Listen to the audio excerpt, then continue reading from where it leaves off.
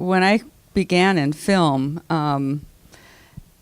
they're just, to see some of the early cinema verite documentaries was incredible, because documentary before that kind of were animal shows or, war footage, or, I had never seen films like that where you really felt you were dropped into a world. And I didn't know how, as a woman filmmaker especially, I could make a fiction film, because there were really no women filmmakers in Hollywood that were directors at the time. But when I saw Jane, it was so much like a feature film to me, because it had an actress, a beautiful actress, and it was, a film about the making of putting on a play, which was a very common Hollywood film story also. And so, I always felt, I really want to do that. It was just, such an incredibly powerful film to me.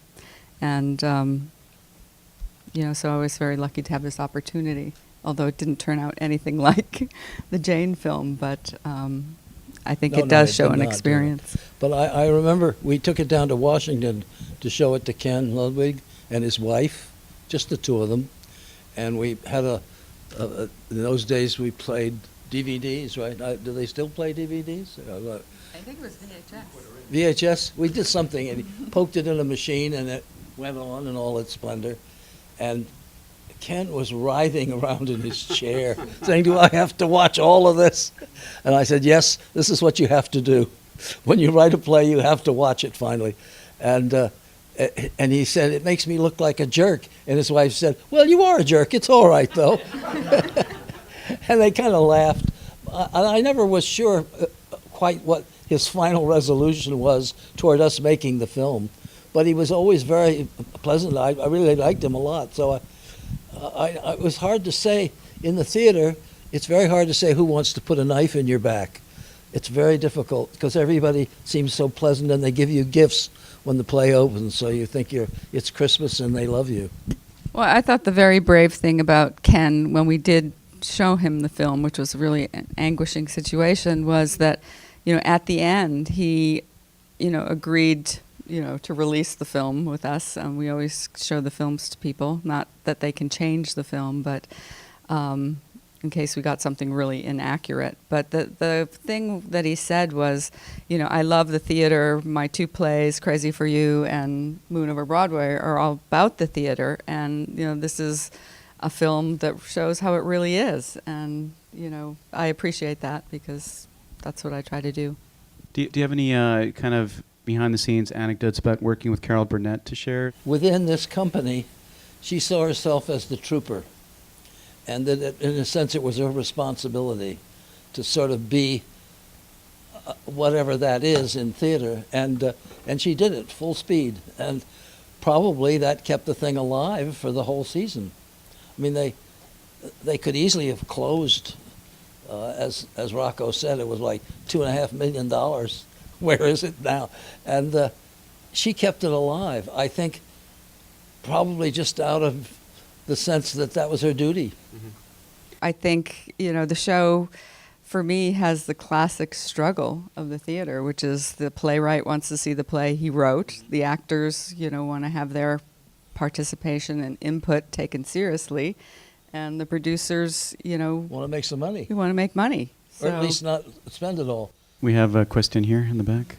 Hi, so there's a moment early in rehearsals where Ken Ludwig says, "I have a tendency to make Philip happy, to make Carol happy," and then he says to make Penny happy, which I assume is you.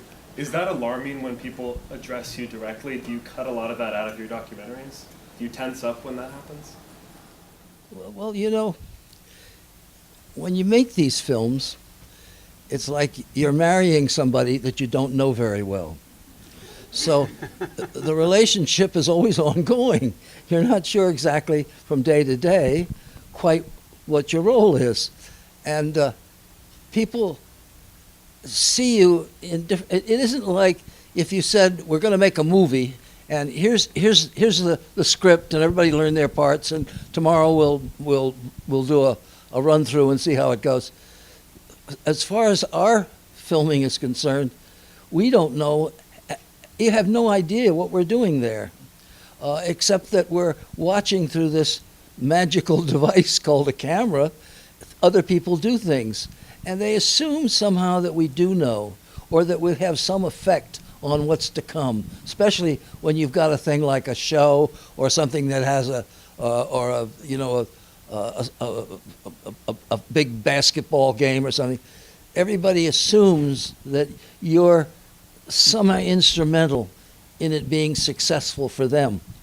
So it's sort of funny, and I don't even pay attention. When he said my name, I assumed he was talking about somebody named Penny in the room. I really don't think that people are directing anything at me, because I feel I'm hidden inside that camera and nobody can see me. So it's a strange kind of process to do, because afterwards you're good friends for life, but nobody's quite sure what you were doing at the time. You were always around, but they're not sure just what you were doing that made a film happen. We had a couple of questions right here. Really interesting to see, the Broadway routine all the way through from rehearsals to opening night. There's obviously a period where, the success of the show is very much in doubt, and never during that time saw anybody, sort of change or become nervous because of the presence of the cameras. And I was wondering, was that actually the case? And could you just elaborate on that? We spent so much time with them. What was the question? The question was, when the reviews were bad and stuff at different points, were they worried about us being there, basically? Did they throw things at us, Yeah. right? At some point did they say, like, oh, if this show doesn't actually make it to New York, you guys are going to burn all this footage, right? No. I think the hardest part when it was started to go bad was that Ken Ludwig was a lawyer. He was a lawyer while he wrote his plays. He got up at 4 a.m. every day and wrote, Crazy for You, which became a success. And then, I think eventually by the time he was doing Moon Over Broadway, he was not a lawyer anymore. So when it started to get a little bit dicey, he did kind of, because we didn't have any signed contract with him at that point. If I remember this correctly, Wendy and Fraser, and he didn't want to sign anything for us then, because it was kind of tanking a bit and it was getting very difficult. And, I don't remember actually the end of the story, but, he did in the end release it and it was fine. I think the one thing that we wanted make sure happened for him in this film was that the play, actually, even though it was farce, which I think in terms of reviews are always quite difficult for farce. They don't really think it's, legitimate theater, and I think reviews are rougher for a play that's a comedy. But Moon Over Broadway did quite well. It plays all over the world as kind of a, stock theater play, and it's performed all the time. And so I think he wanted to make sure we got that impression by, showing all the shows that it was put up, and and that was the truth. So that wasn't difficult to do. It isn't like baseball. When I was with the Drew operation at Life, we started a film on a baseball team, the Los Angeles team, I think, with a fantastic pitcher at the time, and they loved the idea of the film. Everything was great, and then they started losing. And they were ready to kill us. People were scared of getting hit on the head with a baseball bat, so we abandoned the film. I think we didn't even process the last couple of weeks' shootings, just because it was such a total turnout of rage at what they saw as the enemy, which is us. So are those unprocessed reels part of the archive of footage? Right. We preserved all those baseball bats. Yeah.